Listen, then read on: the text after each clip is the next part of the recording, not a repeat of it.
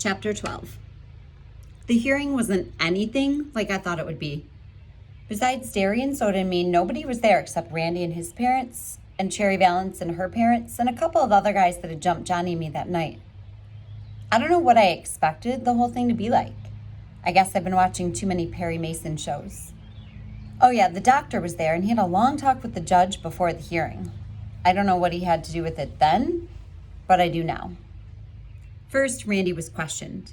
He looked a little nervous, and I wish they'd let him have a cigarette. I wish they'd let me have a cigarette. I was more than a little shaky myself. Derry told me to keep my mouth shut no matter what Randy and everybody said, that I'd get my turn. All the socias told the same story and stuck mainly to the truth, except they said Johnny had killed Bob, but I figured I could straighten that part out when I got my turn. Cherry told them what had happened before and after Johnny and I had been jumped. I think I saw a couple of tears slide down her cheeks, but I'm not sure. Her voice was sure steady, even if she was crying. The judge questioned everyone carefully, but nothing real emotional or exciting happened like it does on TV. He asked Derry and Soda a little bit about Dally. I think to check our background and find out what kind of guys we hung out with. Was he a real good buddy of ours? Derry said, "Yes, sir," looking straight at the judge, not flinching. But Soda looked at me like he was sentencing me to the electric chair before he gave the same answer. I was real proud of both of them. Dally had been one of our gang, and we wouldn't desert him. I thought the judge would never get around to questioning me. Man, I was scared almost stiff by the time he did. And you know what? They didn't ask me a thing about Bob's getting killed. All the judge did was ask me if I liked living with Derry, if I liked school, what kinds of grades I made, and stuff like that. I couldn't figure it out then, but later I found out what the doctor had been talking to the judge about. I guess I looked as scared as I really was because the judge grinned at me and told me to quit chewing my fingernails. It's a habit I have. Then he said I was acquitted and the whole case was closed, just like that. Didn't even give me a chance to talk much. But that didn't bother me a lot. I didn't feel like talking anyway. I wish I could say that everything went back to normal, but it didn't, especially me. I started running into things like the door and tripping over the coffee table and losing things. I also been kind of absent-minded, but man, then I was lucky if I got home from school with the right notebook and with both shoes on.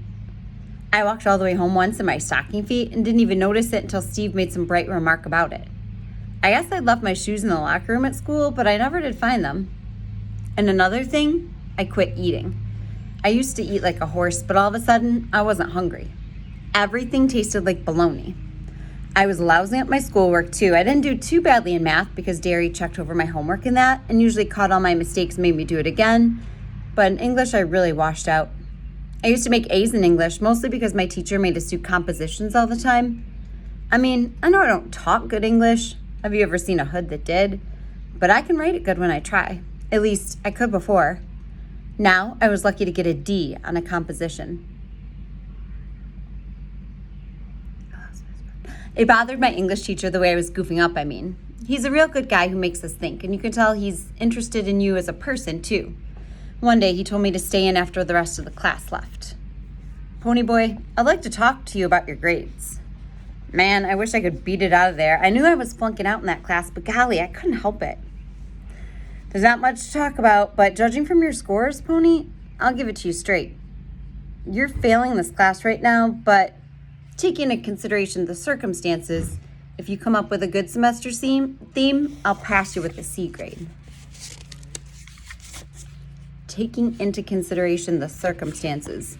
Brother, was that ever a way to tell me he knew I was goofing up because I'd been in a lot of trouble? At least that was a roundabout way of putting it. The first week of school after the hearing had been awful. People I knew wouldn't talk to me, and people I didn't know would come right up and ask about the whole mess. Sometimes even teachers. And my history teacher, she acted as if she was scared of me, even though I'd never caused any trouble in her class. You bet that made me feel real tough.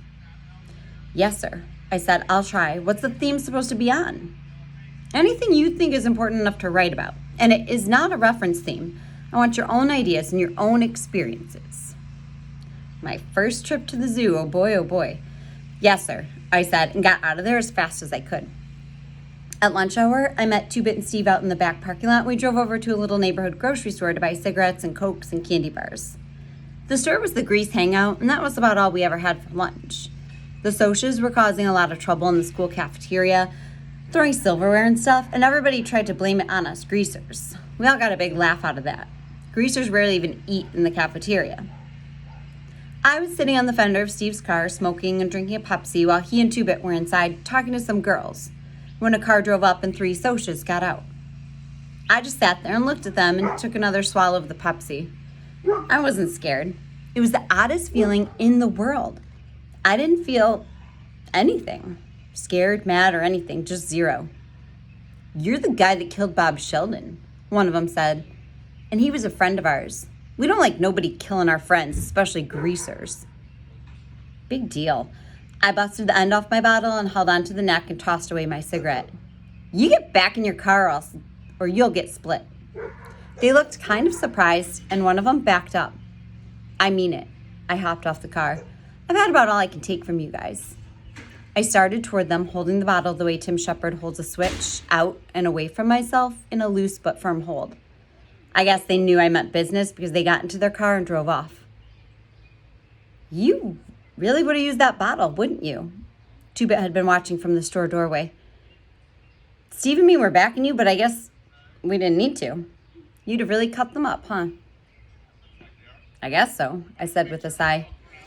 I didn't see what Two-Bit was sweating about. Everybody else could have done the same thing, and Two-Bit wouldn't have thought about it twice. "Ponyboy, listen, don't get tough. You're not like the rest of us, and don't try to be." What was the matter with Two-Bit? I knew as well as he did that if you got tough, you didn't get hurt. Get smart, and nothing can touch you. "What in the world are you doing?" Two-Bit's voice broke into my thoughts. I looked up at him. "Picking up the glass." He stared at me for a second, then grinned. "You little son of a gun," he said in a relieved voice. I didn't know what he was talking about, so I just went on picking up the glass from the bottle end and put it in a trash can. I didn't want anyone to get a flat tire.